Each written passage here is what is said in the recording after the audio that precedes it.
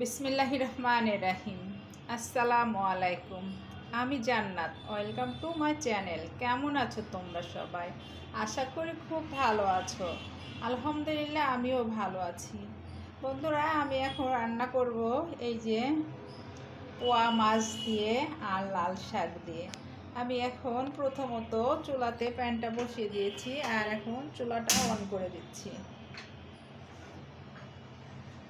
আমার চুলাটা গরম হোক, কড়াইটা আমি এখন আমি এখানে শাকটা অনেক সুন্দর করে পরিষ্কার করে ধুয়ে কেটে নিয়েছি আর মাছটাকে অনেক সুন্দর করে পরিষ্কার করে কেটে ধুয়ে লবণ দিয়ে পরিষ্কার করে নিয়েছি। এখানে আমি পেঁয়াজ আর রসুনের পেস্টটা নিয়েছি শিলপাটা দিয়ে বেটে। জাস্ট এখানে কোনো বেশি মশলা পড়বে না, কারণ শাকের সাথে বেশি মশলা যায় না। হালকা আমি এতটুকু মশলা দিলাম। হালকা একটু, কিছু না দিলে না, তাই দিলাম। এই যে একটুখানি হলুদের গুঁড়া দিলাম আর এখানে আমি পেঁয়াজ কুচি, রসুন কুচি আর কাঁচা মরিচ কুচি নিয়ে নিয়েছি। এখন এটাকে আমি সুন্দর মতো ম্যারিনেট করে রাখবো।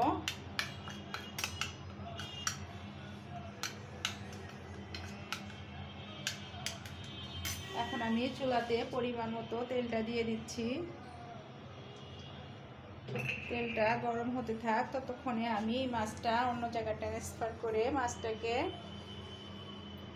ভেজে নিতে হবে।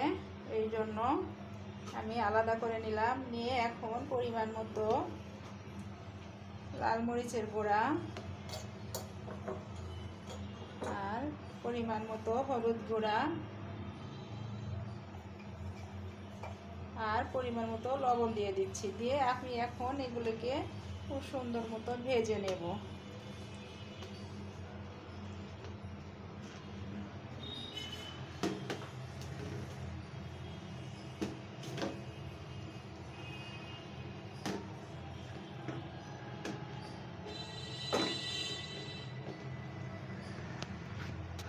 মশলাটা ড্রাই ড্রাই লাগছে, আমি একটু পানি দিয়ে দেব।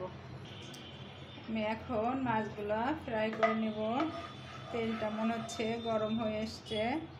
আমি একটু টেস্ট করে দেখি। হ্যাঁ, তেলটা গরম হয়ে গেছে। বন্ধুরা দেখো, লাল শাকটা কত সুন্দর দেখতে। আমি এখন এর ভিতরে মাছগুলি দিয়ে দিচ্ছি।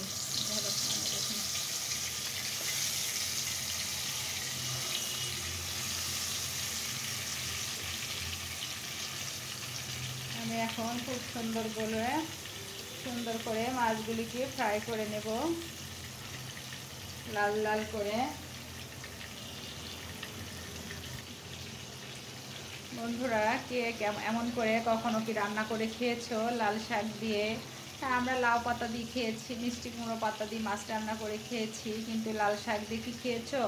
যদি খেয়ে থাকো অবশ্যই আমাকে কমেন্ট করে জানিও যে হ্যাঁ আপু, হ্যাঁ বন্ধু, আমরা এভাবে লাল শাক দিয়ে পোয়া মাছ হোক, রুই মাছ হোক, কাতল মাছ হোক, যে কোনো মাছ হোক না কেন রান্না করে খেয়েছো কিনা, তাহলে আমার খুব খুব ভালো লাগবে।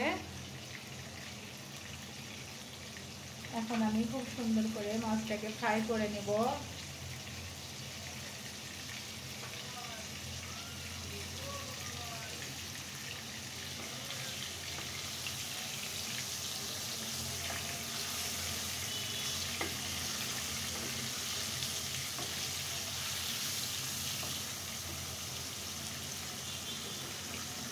যতক্ষণ না সুন্দর মতো ফ্রাই হয় ততক্ষণ আমি এটাকে ভেজে নিতে থাকবো। বন্ধুরা, আমি রোজ তোমাদের কাছে একটাই অনুরোধ করি, একটাই রিকোয়েস্ট করি, এখনও করছি। রিকোয়েস্ট করতে আমার কোনো সমস্যা নাই। আমি আসলে আমার ভিডিওগুলো লং হয়ে যাচ্ছে। আমি ইচ্ছাকৃতভাবে লং করে দিচ্ছি, তার কারণ তোমরা সবাই লাইক করো, অনেক কিছুই করো আর কি, কিন্তু আমি তো কিছুই করি না, জাস্ট একটা ভিডিও ছাড়ি। সত্যি কথা বলতে আমার কোনো ওয়াচ টাইম আসে না। কেউ তোমরা হয়তো বা ভিডিওর ভিতরে ঢুকে সুন্দর মতো একটা কমেন্ট করে বের হয়ে যাও, তাতে আমার কিন্তু এখানে ইউটিউব স্টোরি সেভ করা আছে, সেটা আমি চেক করলে বুঝতে পারি যে তোমরা কতটা আমাকে, আমার ভিডিও কতটুকু দেখেছো, কী করছো না বৃত্তান্ত, আমি এটা বুঝতে পারি। আর ওয়াচ টাইমটাও আমার এখানে সঙ্গে সঙ্গে যোগ হয়ে যায় যখনই কেউ ভিডিও আমার দেখে না কেন। আমি ভিডিও কেউ কমেন্ট করার পরই আমি সেতে ঢুকি আর কি। ঢোকার পরে দেখি যে হ্যাঁ আমার বন্ধু কোন বন্ধু আমার কতটা দেখছে, কি বৃত্তান্ত এ আর কি দেখি। দেখার পরে দেখি আসলে না, সবই জিরো। সবাই আমাকে শুধু সান্ত্বনায় দিয়ে যায়। এই জন্য সবার কাছে অনুরোধ আমার একটাই, তোমরা আমাকে কেউ সান্ত্বনা দিও না। যদি আমার ভিডিও তোমাদের ভালো না লাগে তাহলে তোমাদের দেখার দরকার নাই। কি দরকার বলো? কিন্তু আমি কিন্তু তোমাদের ভিডিও দেখবো ইনশাল্লাহ। আমার মনে করো সকাল থেকে আজকে কিন্তু আমি ভিডিও মনে করো আমি আজকে ফোনে ঢুকতে পারি না, শুধু জাস্ট ভিডিওটা আপলোড করছি। এছাড়া কিন্তু আমি মোবাইলের ভিতরে কোনো কাজ করতে পারি নাই, কারণ আমার একটু বাইরে কাজ ছিল এই জন্য। তাই তোমাদের কাছে সবার কাছে আমার একটা অনুরোধ, তোমরা আমার ভিডিওগুলো অবশ্যই ফুল ওয়াচ করো। আর টেনে টেনে কেউ দেখো না। টেনে টেনে দেখলে আমার কোনো কাজে আসবে না। মনে করো হয়তো বা সাবস্ক্রাইব হয়ে যাবে, বন্ধুরা ভালোবেসে সাবস্ক্রাইব করে দেয়, কিন্তু ভিডিওটা তো কেউ সম্পূর্ণ দেখো না। এই জন্য আমার ওয়াচ টাইমটাও আসে না। আর ওয়াচ টাইম না আসলে আমি মনিটাইজেশনও করতে পারবো না। এই জন্য তোমাদের সকলের কাছে আমার অনুরোধ, তোমরা সব সময়ের জন্য আমার ভিডিওটা সুন্দর মতো একটা লাইক দিবে, একটা লাইক দিয়ে একটা সুন্দর মতো কমেন্ট করে দিও।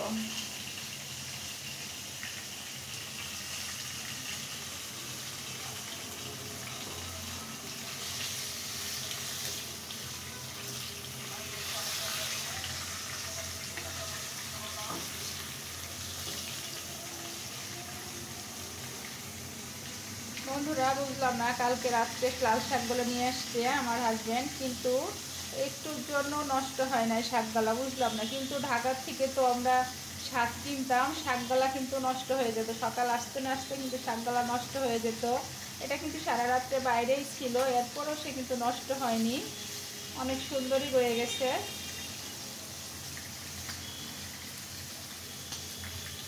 আমার মাছ ফ্রাইগুলা হয়ে গেছে, আমি এখন উঠিয়ে নেব। এখন আমি মাছগুলোকে উঠিয়ে নিচ্ছি। শাকের সাথে কিন্তু বন্ধুরা মাছটাকে কিন্তু অনেক সুন্দর করে ভেজে নিতে হবে, তা না হলে কিন্তু শাকের ভিতরে সুন্দর একটা ফ্লেভার আসবে না। এই জন্য আমি সুন্দর করে মাছগুলোকে, দেখতেই পাচ্ছ কত সুন্দর করে ভেজে নিয়েছি। এখন আমি মাছগুলোকে উঠিয়ে রাখবো। এই চামিচটা এত ভালো, উঠতেই চায় না।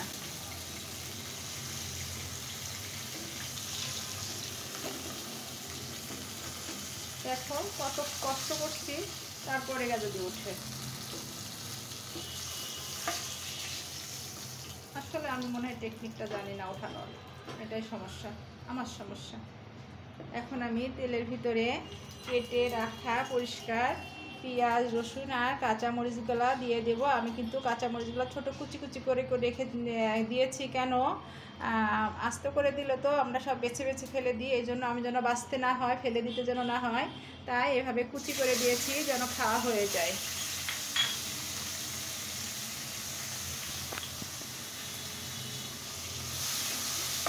আমি এখন খুব সুন্দর করে এটাকে ভেজে নিব, আধা ভাজা করে, যেন পেঁয়াজ, রসুন আর কাঁচা মরিচটা সুন্দর মতো একটা ফ্লেভার আসে ওটা থেকে।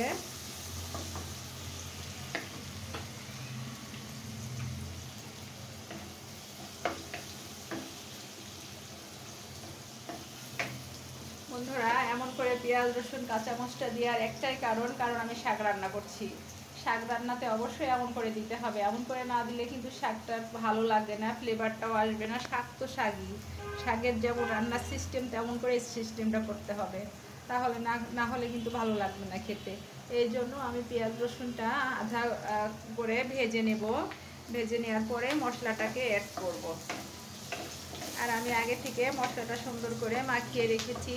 আমি শিলপাটা দিয়ে পেঁয়াজ আর রসুন, জাস্ট আদা টাদা কিচ্ছু দিই নাই, কারণ শাক আছে এই জন্য আদা দিই নাই। আদা খাওয়া যায়, আমি মিষ্টি কুমড়োর শাকে আদা খাই আর লাউ শাকে আদা খাই, কিন্তু লাল শাকটাতে কখনো আদা খাই নাই, এই জন্য আদাটা দিই নাই। আমার যখন এই কাঁচা মরিচটার কালারটা আলাদা হয়ে যাবে তখন আমি মশলাটা অ্যাড করে দেব। কারণ কাঁচামরিচটা ভাজা হয়ে গেলে কিন্তু কাঁচামরিচটা খেতে খুব মজা লাগে। ওই মাছ ভাজার যে তেল, সেই তেলে আমি ভেজে নিয়েছি, এই জন্য এত সুন্দর একটা কালার এসছে।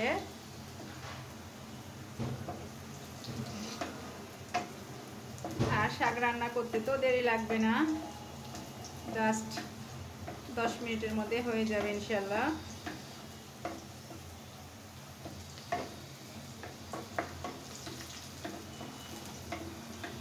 আমি এখন এটার ভিতরে মশলাটা অ্যাড করে দেব।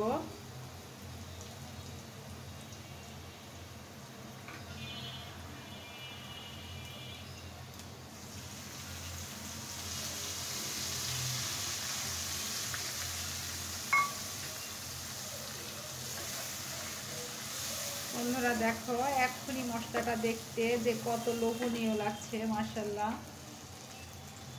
আমি একটু বাটিটা ধুয়ে একটু পানি দিয়ে দিই।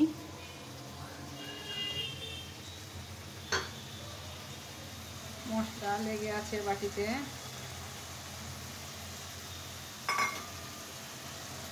দেখো বন্ধুরা, মশলার কালারটাই কত সুন্দর আসছে, তাহলে তরকারি কেন স্বাদ হবে না বলো?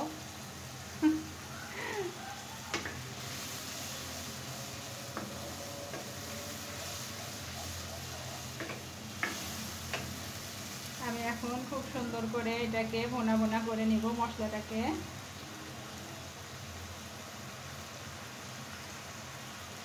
যতক্ষণ না মশলাটা কষানো হয়, মশলা থেকে পেঁয়াজ রসুনের কাঁচা ভাবটা চলে যায়, ততক্ষণ আমি এটাকে কষাতে থাকবো।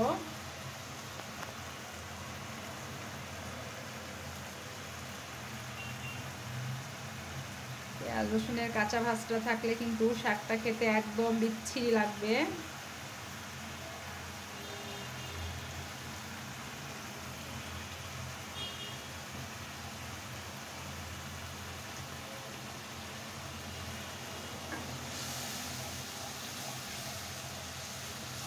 বন্ধুরা অবশ্যই আমার ভিডিও যদি তোমাদের ভালো লেগে থাকে তাহলে তো অবশ্যই তোমরা কমেন্ট করে জানিও, আর অবশ্যই তোমরা আমার মতো করে রান্না করে খেও, তাহলে আমার খুব ভালো লাগবে। আর কমেন্ট করে জানিও অবশ্যই। আর আমার কাছে যদি তোমাদের কোনো রান্না খেতে ইচ্ছা করে, দেখতে ইচ্ছা করে, তাহলে অবশ্যই কমেন্ট করে জানিও। আমি তোমাদের জন্য যথাসাধ্য চেষ্টা করব রান্না করার জন্য, কারণ আমি রান্না করতে এতটা প্রচুর না,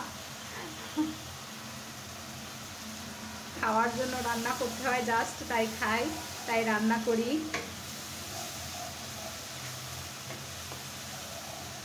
তবে রান্নাটা করি অবশ্যই ভালোবেসে, যেন যে 5টা মানুষ খায় সেই 5টা মানুষের জন্য ভালো লাগে।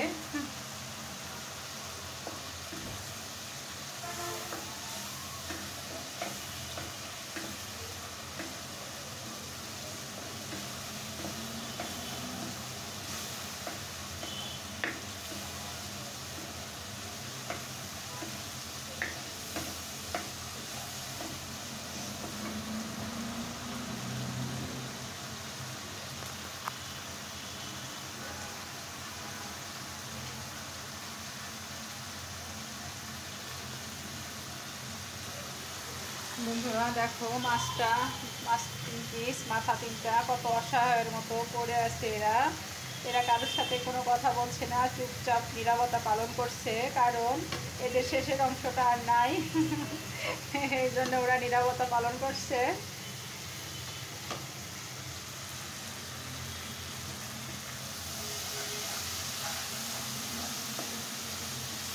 মশলা থেকে সুন্দর একটা ফ্লেভার বের হয়ে আসছে।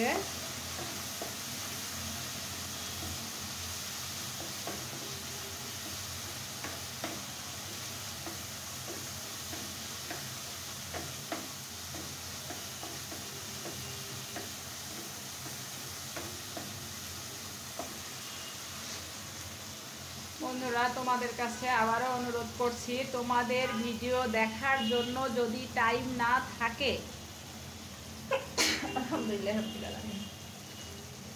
তাহলে তোমরা অবশ্যই ভিডিওটা চালু করে রেখে তোমরা অন্যান্য কাজ করতে পারো, তাতেও আমার জন্য উপকার হবে, কারণ আমার ওয়াচ টাইমটা আসবে। আমি বলছি না তোমরা 2টা চক্ষু মিলায়ে আমার ভিডিওটা নিয়ে হাতে ধরে বসে থাকো, সেটা তোমাদের দেখার দরকার নাই। আমার মশলাটা ভাজা হয়ে গেছে, দেখতেই পাচ্ছ অনেক সুন্দর। এখন আমি শাকগুলোকে অ্যাড করে দেব।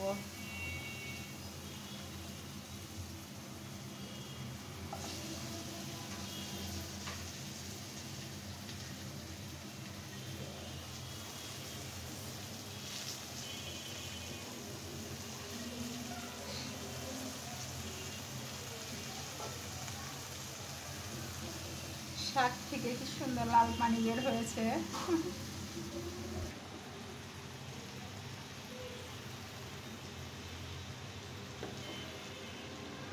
আমি এখন একটু উল্টিয়ে পাল্টিয়ে দিই, নিচেরটা উপরে আর উপরেরটা।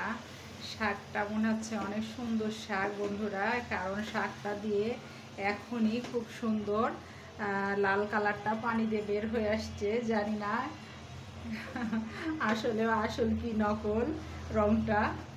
আমার বেবি কিন্তু লাল শাকটা অনেক পছন্দ করে, কিন্তু সাধারণত আমার কিন্তু বাসায় শাক আনাটাই হয় না,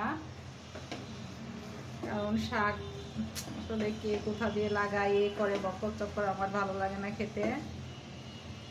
এখন আমি শাকটাকে একটু চুলাটা বাড়িয়ে দিয়ে ঢেকে দেব 5 মিনিটের জন্য। ঢেকে দিলে কি হবে, শাকটা সফট হয়ে যাবে।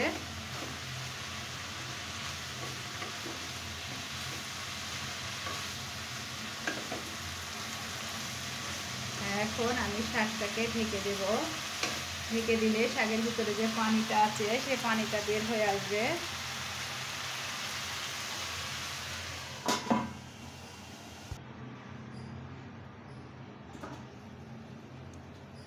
বন্ধুরা দেখতে পাচ্ছ শাকের কালারটা কত সুন্দর লাগছে, কত লোভনীয় লাগছে, মাশাআল্লাহ। একদম রেড কালার হয়ে গেছে। আর একটু ঢেকে দেওয়ার ফলে এটা সফট হয়ে এসেছে। আর এই যে কতটা পানি বের হয়ে আসছে দেখতেই পাচ্ছ।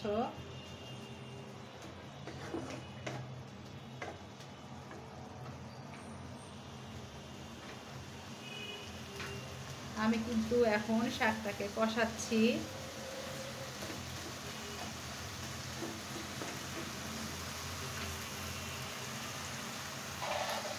ঢাকাটা উঠিয়ে নিয়েছি,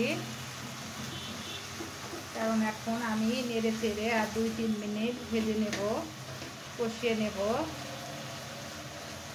আমি শুধু একটা জিনিসই চিন্তা করছি, লাল শাকটা এত সুন্দর ছিল দেখতে, আবার রান্না যে করতেছি এর থেকেও লাল একটা সুন্দর রং আসছে। ভাতটা মাখালে নিশ্চয়ই আমরা ছোটোবেলায় খেতাম, লাল শাকটা দিয়ে যদি ভাতটা মাখানো হতো আর যদি সেটা লাল লাল কালার হতো তাহলে দেখতে আমরা খুব খুশি হতাম। আজকের শাকটাও ঠিক সেরকমই মনে হচ্ছে দেখতে, মাশাআল্লাহ লাল কালার। বন্ধুরা আমি একটু লবণটা টেস্ট করে দেখি, কারণ আমি মশলার ভিতরে একটু লবণ দিয়েছিলাম। মশলা পারফেক্ট আছে।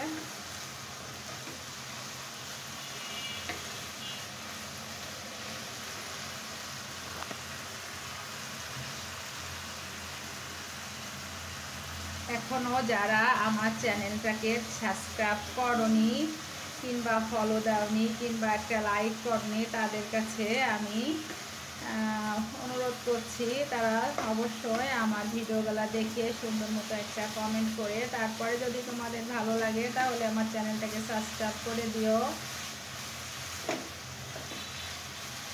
আমার ভিডিও যদি তোমাদের ভালো লেগে থাকে তাহলে অবশ্যই আগামীতে তোমাদের একটা লাইকের জন্য আমি আগামীতে আরও অনেক কিছু করতে পারবো, দেখাতে পারবো, নিজে শিখতে পারবো, অন্যকে শেখাতে পারবো। তাই তোমাদের কাছে রিকোয়েস্ট করছি, অবশ্যই আমাকে সুন্দর একটা কমেন্ট করো, আমার সাথে থেকো, আমার পাশে থেকো বন্ধু হয়ে।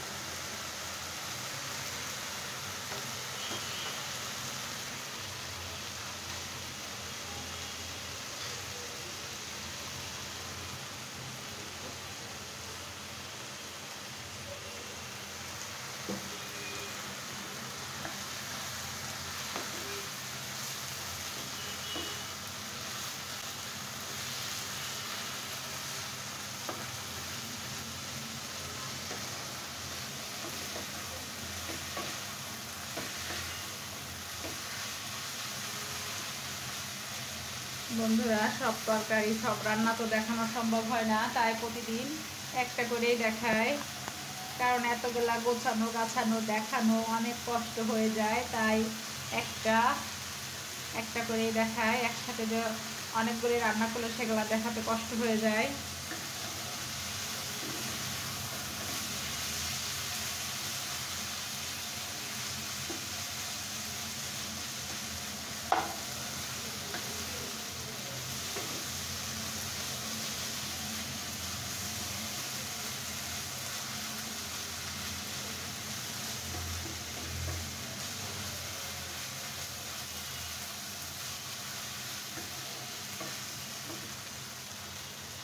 বন্ধুরা, এখন আমি পরিমাণ মতো একটু পানি দিয়ে দিচ্ছি, বেশি দেব না।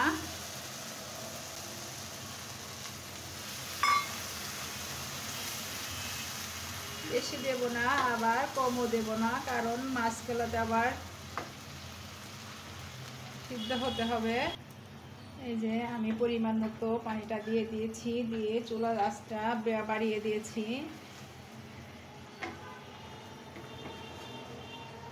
এখন পানিটা ফুটে আসলে আমি সেই অবলা 3 কন্যা না 3 পুরুষকে আমি দিয়ে দিব মাছের ঝোলের উপরে। আর এখন কতটা মন খারাপ করে আছে দেখো বন্ধুরা, আমার তো মনে হচ্ছে ওরা খুব মন খারাপ করে বসে আছে, যে কারণ তাদের সাথে তাদের লেজাটা নাই।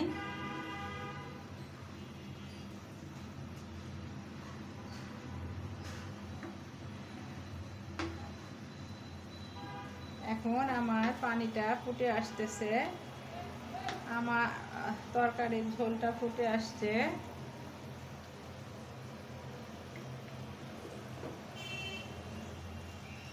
তরকারির ঝোলটা ফুটে আসলে আমি মাছগুলোকে এর ভিতরে অ্যাড করে দেব।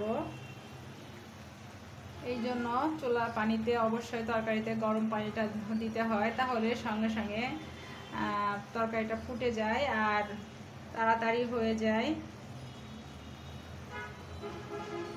এখন আমি মাছগুলিকে অ্যাড করে দিচ্ছি। যাও, এগুলাই তোমাদের আজকে সাথী, মাছের সাথে শাক, এগুলাই সাথী হয়ে গেলাম।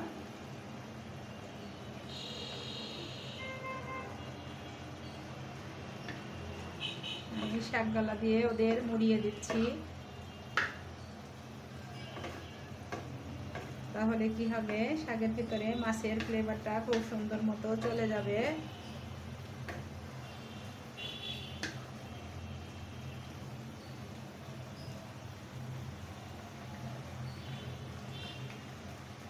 আমি এই পর্যায়ে একটু লবণটা চেক করে দেখি।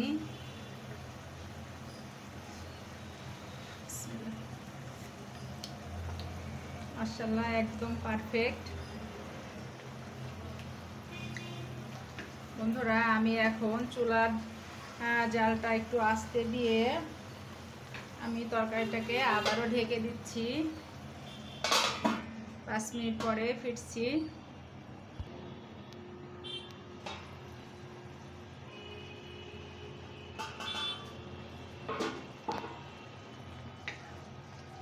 বন্ধুরা, দেখতে পাচ্ছ কত সুন্দর রান্নাটা হয়ে গেছে, শাক দিয়ে আর পোয়া মাছ দিয়ে।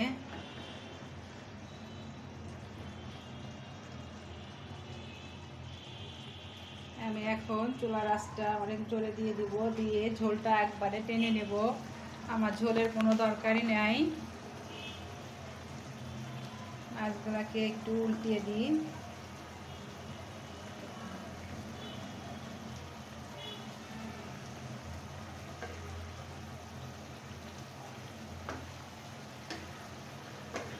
আমি এখন মাছ থেকে ঝোলগুলা সব টেনে টানাই নিব, কারণ টানাই নিলে কি হবে, শাকটার মধ্যে অনেক স্বাদ আসবে আর ভাজা ভাজা হয়ে যাবে, খেতেও অনেক ভালো লাগবে ইনশাল্লাহ।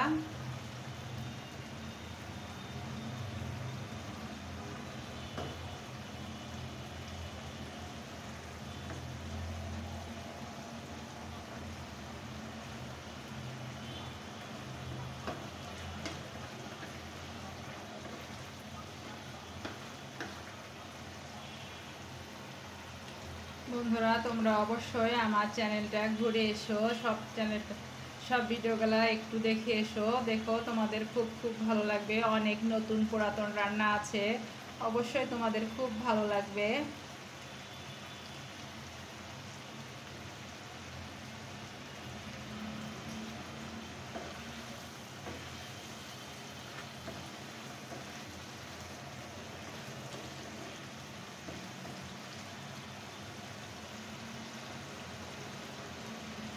বন্ধুরা আমার রান্নাটা হয়ে গেছে, আমি এখন তোমাদের পরিবেশন করে দেখাচ্ছি।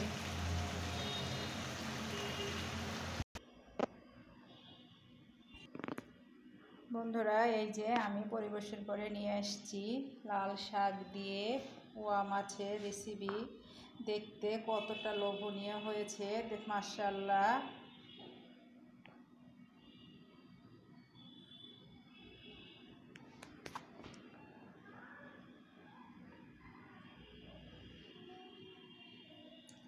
বন্ধুরা আমার ভিডিও যদি তোমাদের ভালো লেগে থাকে অবশ্যই লাইক কমেন্ট শেয়ার করে দিও, আর পাশে থাকা বেল আইকনটা অবশ্যই প্রেস করে দিও।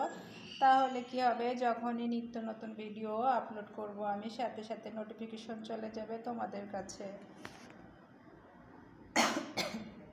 সবাই ভালো থাকো, সুস্থ থাকো। আসসালামু আলাইকুম।